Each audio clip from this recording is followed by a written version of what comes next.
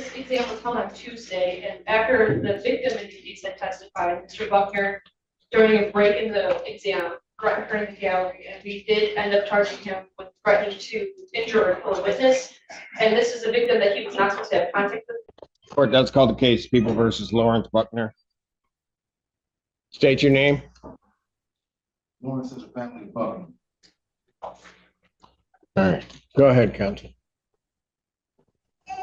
Mr. Johnson, go ahead. Good morning, man. Please, this Honorable Court, Kareem Johnson, on behalf of Mr. Buckner. All right, what are we doing on this case? Yeah, I have received all discovery and police reports with body camera. We're asking this matter be set for exam. However, Mr. Buckner has, I believe, 3 witnesses that I think we will want to ask the court to take testimony from at the exam. So I'm asking for some extra time to make sure I can get those witnesses subpoenaed to court. Any objection to that? Nelson? Your Honor, I don't object to people setting out for exam or to defense counsel's request. However, lead counsel is new on the case, is not aware of something that comprised the public defender of. Earlier this week, this defendant made threats to the witness at preliminary examination. Yes. A new charge has Sir, you need to face me. a new charge has been authorized against this defendant as a result of his conduct. And as a result of that new charge being authorized, we are requesting remand. We have previously advised the public defender's office. Judge Rand Washington is in the office. Your Honor, Your Honor, this is, Sir, I will give you an opportunity to address the court, but you're not going to interrupt You're not going to interrupt anybody. You're interrupted.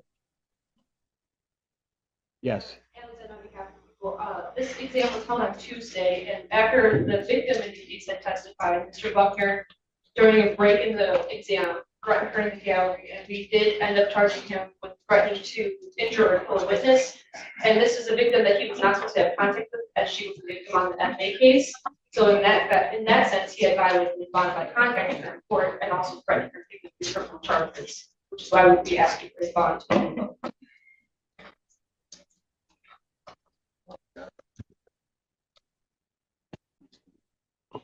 Sir, what did you want to tell me? Sir. Well, Mr. Buckner, I advise at this point you don't make any statements.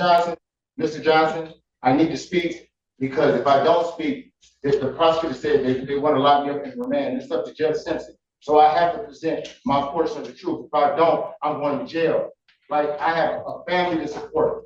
Please, like, I am not guilty. And this is what I, well, okay, okay, on Tuesday, I had a hearing for a situation that I was accused of, right? During that hearing, it is my belief, so let me just say that, it is my belief that the coerced witness messed up the testimony. So they said that the witness said that I threatened her. I never threatened her. They said that they went to the officers, they had stuff on body cam, sir. No, it wasn't that. If you go on body cam, I was talking to my aunt Sandra Lamont and my family member, my phone was on, and I was talking to them, and nothing out of my mouth said, I'm going to threaten that lady, I'm going to get that lady. They have been trying to harass me and my family ever since that I got shot on Father's Day, and I didn't cooperate with the police investigation. I got shot 9 times, 1 time in the head. 2 days before all these incidents happened, please hear me out.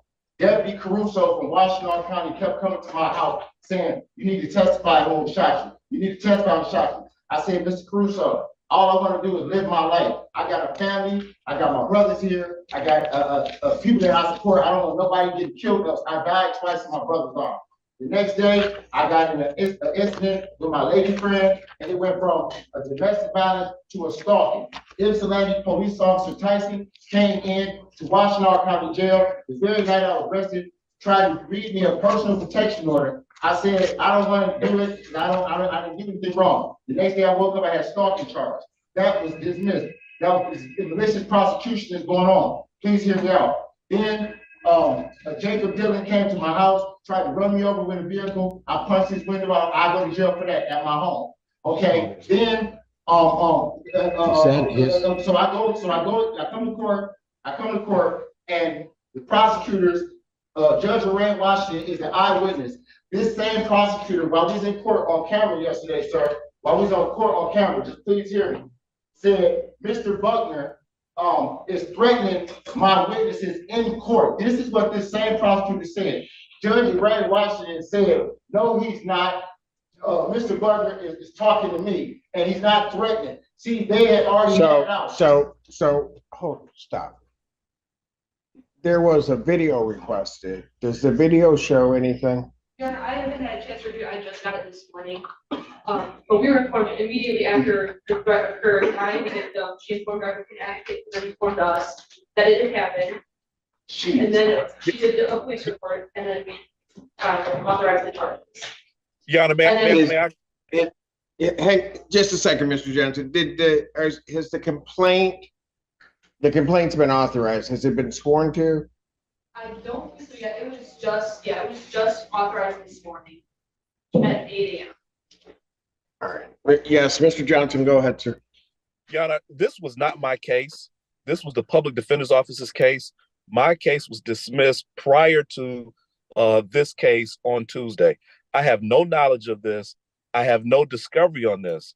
So I can't effectively address this and make sure my client gets his due process rights in terms of a bond revocation hearing. I understand that this may have just happened Tuesday and all the police reports and video camera have not been gathered. But I do think it is unfair to address this right now. Mr. Buckner has always showed up to court. He's always showed up to court timely. I think it's best for the attorney who was present at that hearing to handle this bond violation, especially if that case is still ongoing. I just can't effectively represent Mr. Buckner on a bond violation that I did not know was going to occur this morning right now, Yana. Yeah. Mr. Brown, were you there on that? I was not, Mr. Michael. First of all, I'm Brown Deputy. I was not there, Mr. Michael Gaddy was. I'm not sure is this being handled as a bond violation? Well, they're asking for revocation of this bond because of new charges, I presume, and the nature of those new charges. So that's what they're asking for. I think a couple of things there, and I don't know what there was a request made for video from this courtroom of that day. We got time narrowed down. You need to take your hands out of your pockets.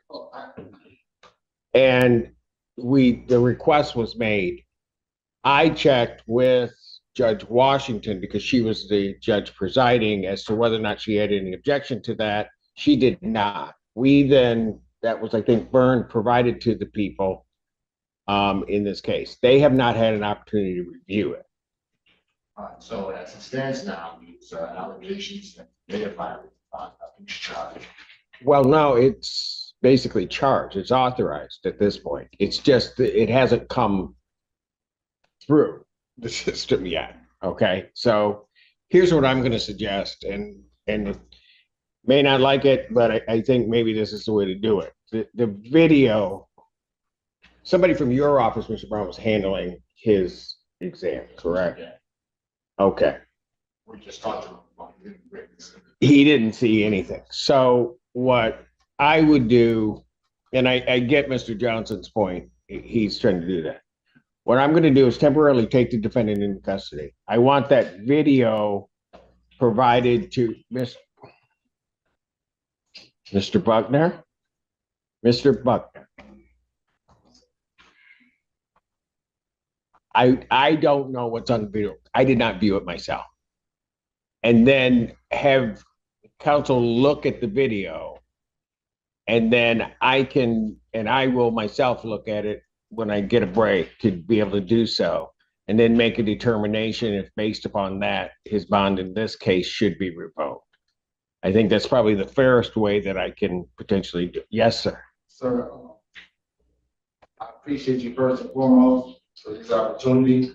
Can I say just to the court that upon looking at the video, the prosecutor said that I want the whole court to hear it. I physically said that I was gonna threaten and get this woman. Sir, first of all, I don't want you saying anything about what's going to be that new case coming up. I don't want you saying anything. I'm not going to hear it because you're going to end up hurting yourself. What I have said is you will be going into custody. We will then, and I'm not saying even at this point, I'm going to keep you in custody. A video was requested.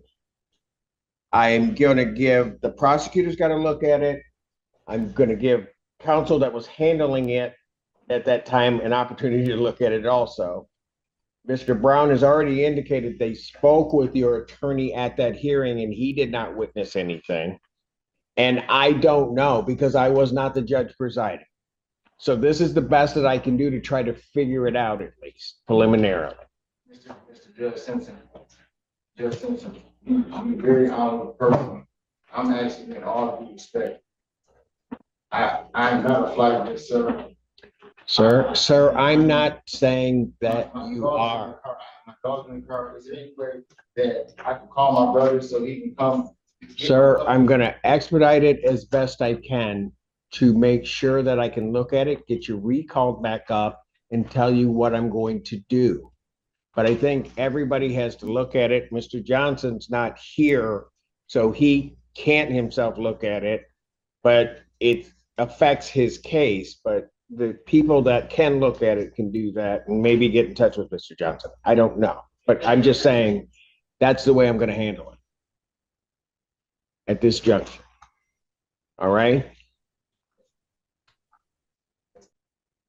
You don't represent me. Okay.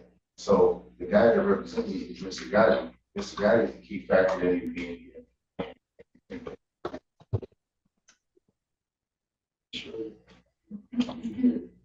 Okay, look, Mr. Buckner, they'll be able to talk to you back there.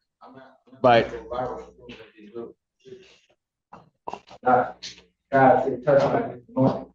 I'll pass the matter.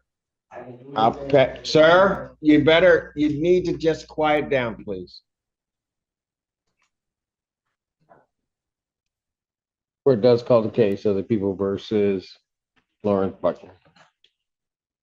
Joseph Development, people, Your Honor. Yes, I'm going to do the arraignment. And just to bring you up to date, Mr. Johnson, the new case that we were talking about has actually been, I now have the file and I'm going to conduct the arraignment on that charge. So, all right. I don't know if you were informed of that. All right. Your name, sir? Sir, my name is Lawrence Edward Buckner Jr. All right. You are before the court on a felony complaint, a one-count felony complaint that alleges that on or about April 1st, 2025, at the location of 4133 Washington Avenue, that being the 14A District Court, that you did influence or attempt to influence the testimony at an official proceeding by threatening to kill or injure a person. It's commonly known as witness intimidation, committing a crime threatening to kill or injure. Not asking you, sir, whether or not you believe you did that offense. Do you understand the nature of that charge, sir? Yes, sir. That is a felony. It is punishable by up to 15 years incarceration and or a $25,000 fine plus court costs. Do you understand that?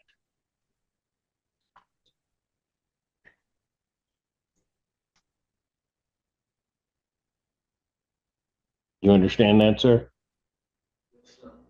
And you understand also, sir, that a consecutive sentence may be imposed for any other conviction. You understand that?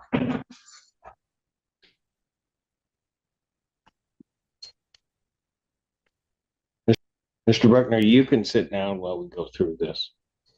All right, sir. I didn't know. I'm sorry. Did you understand that, sir?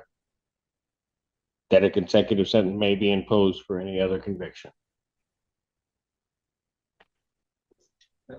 Sir, forgive me for my emotional upbringing. I don't know what to say right now, sir, and I truly apologize to the court. I don't know what to say yet.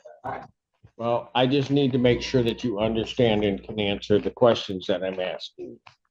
I need to make sure of two things primarily. First of all, that you understand what you charged with. You told me that you do understand that. The other thing that I need for you to understand is what the maximum penalties are.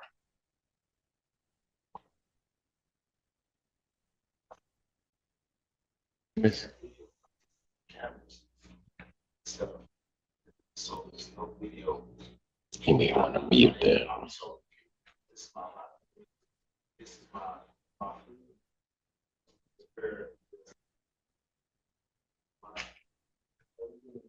freedom is just snatched from me, and I was understanding that this son, the white came to let the children. Y'all just talk to me. See, I told you I got shot in the head, so you're not hearing the wrong thing. Okay? And you said it wrong. Video, but now you tell me no video. That's what I'm not understanding, because the whole basis of my freedom today was Judge Simpson giving the video, and that's why I need help.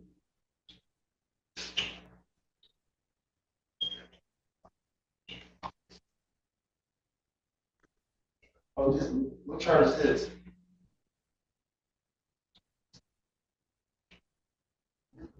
This is the charge of they're supposed to have an April 4th Judge Washington court.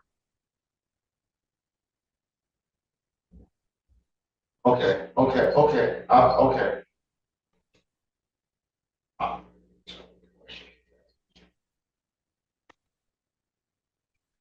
Potential.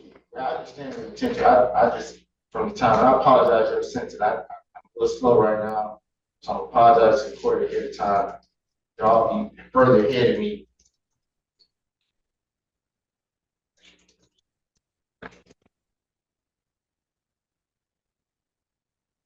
Second to original charge. Second to original charge that Ms. Johnson, Ms. Washington want to find out. Yeah. I understand, Judge. I'm sorry, I don't. Okay, so you understand then the maximum penalties on that charge. Yes, sir. All right. First question I have for you is, do you want to be represented by an attorney on this?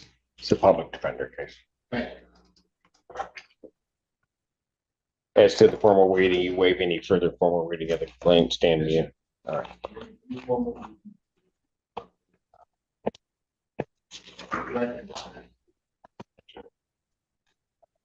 All right. Defendant pleading not guilty, demanding a probable cause hearing.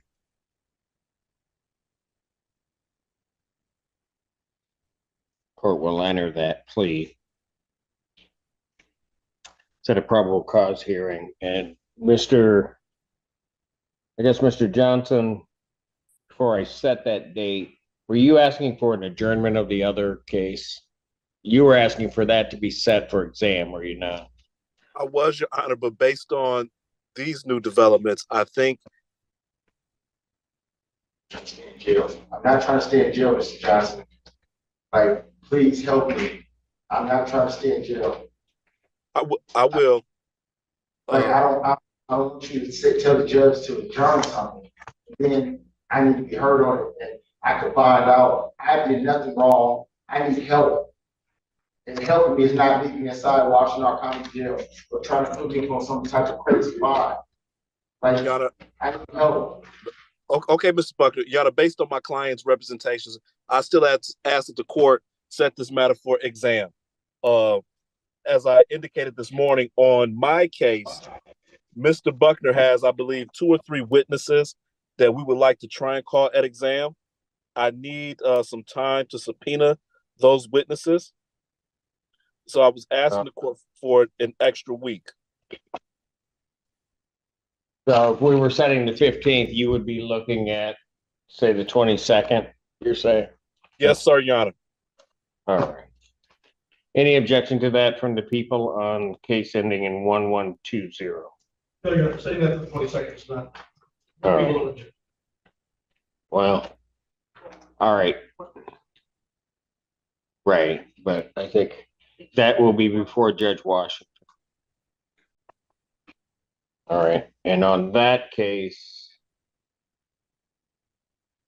his bond would continue. So on the other matter, I'll set preliminary examination and I hear what the defendant is saying. What date? April 10th, 2025, 9 a.m. on that matter. As to bond in this case. Your Honor, the allegation here is that my client allegedly had some outbursts and witness and did this preliminary examination. I had a chance to look at what was available on the equipment that was done. They will be able to prove that probably Thank you. Response. Thank you, Your Honor. In this case, as in many things, context is key. This exam is on first Tuesday. At that time, the victim testified and exam. The defendant pointed a gun and racked it at her while she was working as a security guard. It was after this that the defendant asked to go to a bathroom. While walking out, threatened her in the gallery. She immediately reported this to the victim advocate and the assistant prosecuting attorney. Specifically, this defendant said, "You're lying, a lying fucking bitch, I'm going to get you." This is right after she had testified being threatened with a firearm by this defendant. Based upon this defendant's conduct, Your Honor, people believe that a $100,000 bond, no 10%, is appropriate in this case. This was very clearly an attempt by this defendant to intimidate this witness with regards to the case at District Court at exam. The condition of the bond in that case, case number 5-121. I'm sorry, I may have misread that case number. Was that he had no contact with the victim, and here he is in court threatening this victim. This is not taking place in a vacuum. This defendant has a pending misdemeanor domestic violence case, the FA case that was the subject of the exam involving firearm, and malicious destruction of property felony case. Based upon this conduct, based upon his extensive criminal history, they frankly have extreme concerns for public safety and victim safety. We're asking that as a condition of the bond in this case, that they have no contact with the victim in Hudson, have a no go to order as for a residential place of employment. And frankly, Your Honor, is this defendant's conduct which has brought us to this point. And the fact that this threat was uttered during a court proceeding immediately after the testimony of the victim is greatly concerning to people, and to our mind points to a need to set a significant bond to secure the safety of the public and the state. So I'm respond, Your Honor. Yes, sir. Obviously, very clearly something different in the prosecution that describes it as an angry outburst.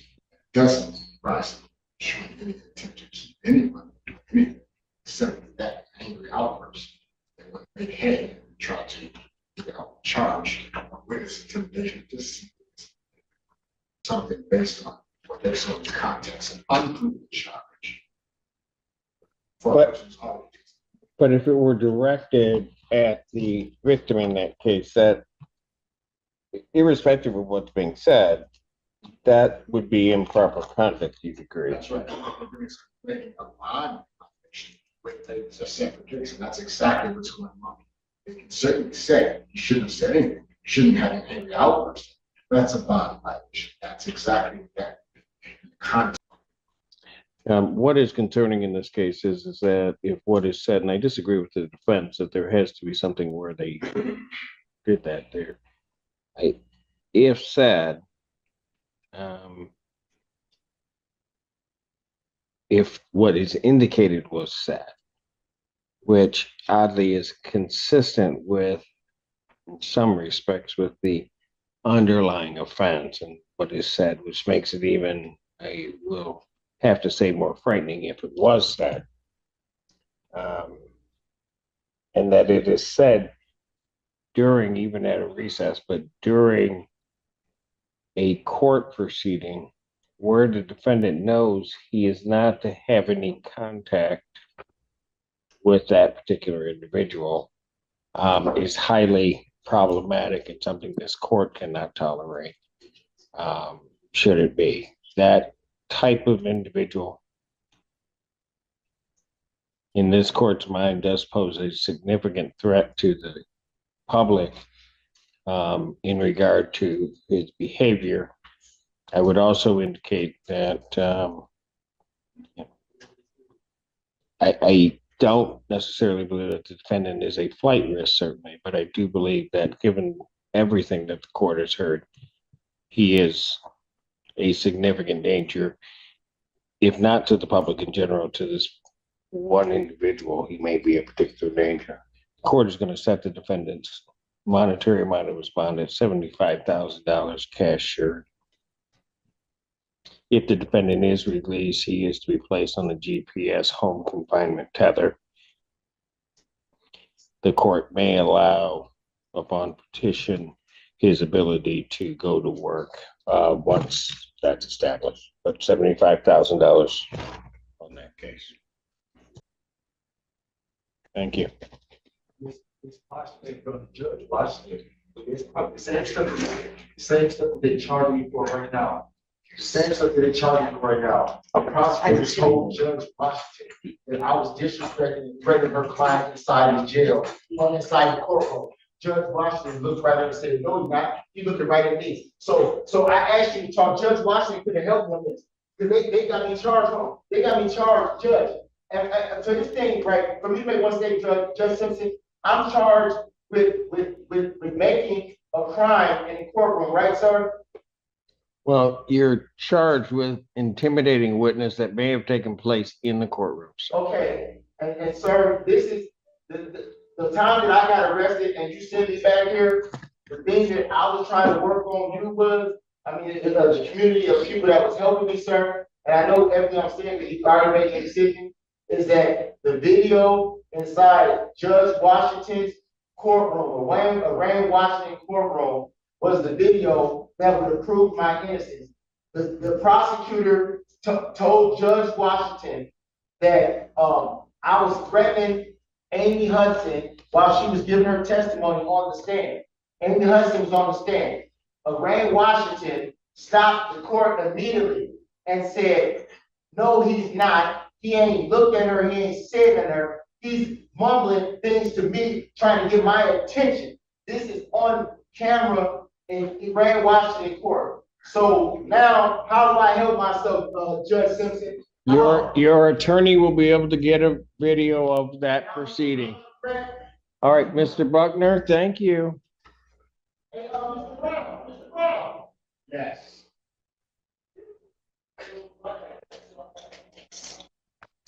Thank you. A DV case. No, I don't, but I, the conditions. Yeah. Okay. All right.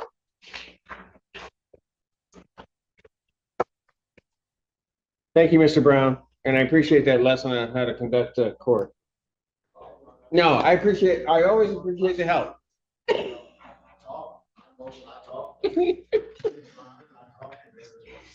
No, well, some places do it that way. Some, I just let people talk.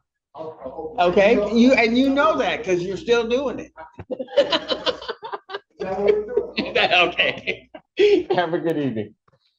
What you just witnessed shows how quickly one decision can change the course of a criminal case.